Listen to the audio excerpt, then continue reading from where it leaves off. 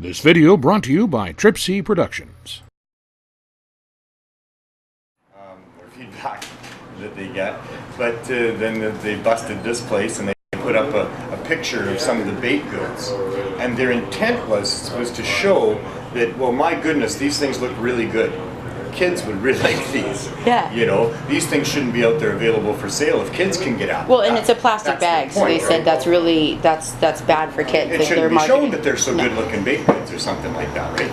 I mean, they're just being ridiculous. The most addictive and dangerous white powder on the planet is the processed white sugar that they put into all of those things that they package purposely with all the colors and fanciness and cartoon characters that they can, to try to get kids enticed into eating that stuff. And like I say, the most addictive and dangerous white powder on the planet is what they put in all of that stuff that they're marketing to kids, and that's why it works. So for them to come in here and say that these cannabinoids are somehow harmful to kids if they were to get a hold of, and oh my goodness, the baked goods look so good, they shouldn't look so good, they shouldn't be packaged like that, that's why it's a public safety issue, and we're coming in here. So as soon as they post that picture of those baked goods.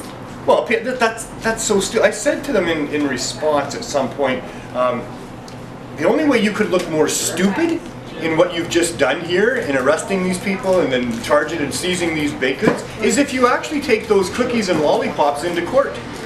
You know? Because it's not illegal. Parents at least feel comfortable enough to take their kids to a healthcare facility with something that they've gotten into. So, but what happens to these kids that come to these hospitals? You hear about the kids coming to the hospitals. What you don't hear is what happens to the kids coming to the hospitals because they've gotten into some baked goods. They have the best sleep they've had in weeks. They're calm, relaxed, and more focused the following days, and there's no side effects or repercussions or long-term effects of any sort that are harmful that are coming into the public realm or the family realm. So let's bring it on, VPD. Let's talk about it. Let's talk about cannabis, and let's talk about the other things in our environment, and let's talk about whose interests are really being protected here.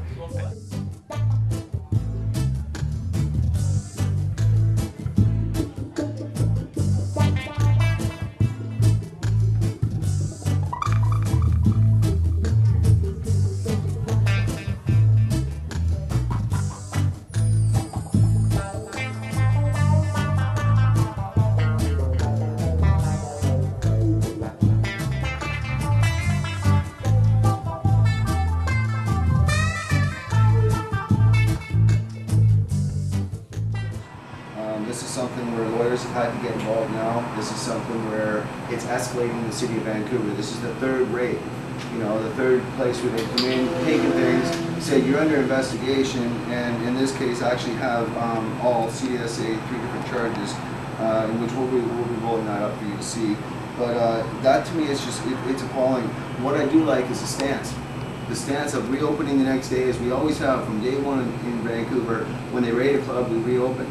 And we're open again the next day. They've got their Phoenix tiers out here. They're doing what they can to stand up and continue helping medical patients. Again, this is about ethics. And right now, the licensed producers, and we know this by legal documents, you know, that they simply are not in a position to help the medical patients, you know, let alone the known 16,000 are here in British Columbia.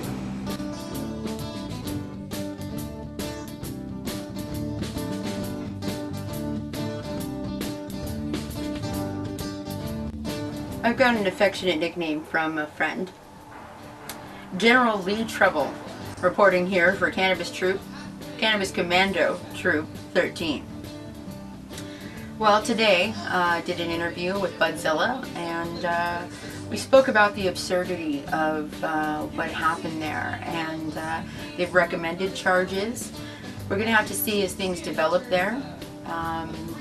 It's just not right. It stinks. And we're not going to put up with it, okay? We can't just sit around and accept what's happened here. It's not right. And the shape that the cannabis culture, the cannabis community takes in the future is up to us now, okay? We're not going to sit around and let Molson Cannabis take over. There's room for micro-groweries, and there's room for Molson Cannabis in this world. Alright? Just remember that the next time you roll up some of that fine herb. You light it up. Remember what it took to get that herb in your hand. The brave individuals it took to grow it, to cure it, to transport it, and to bring it to you. It ain't easy. It ain't easy being green. Just remember that, alright? Thanks for watching. And hey, smoke one for me, alright?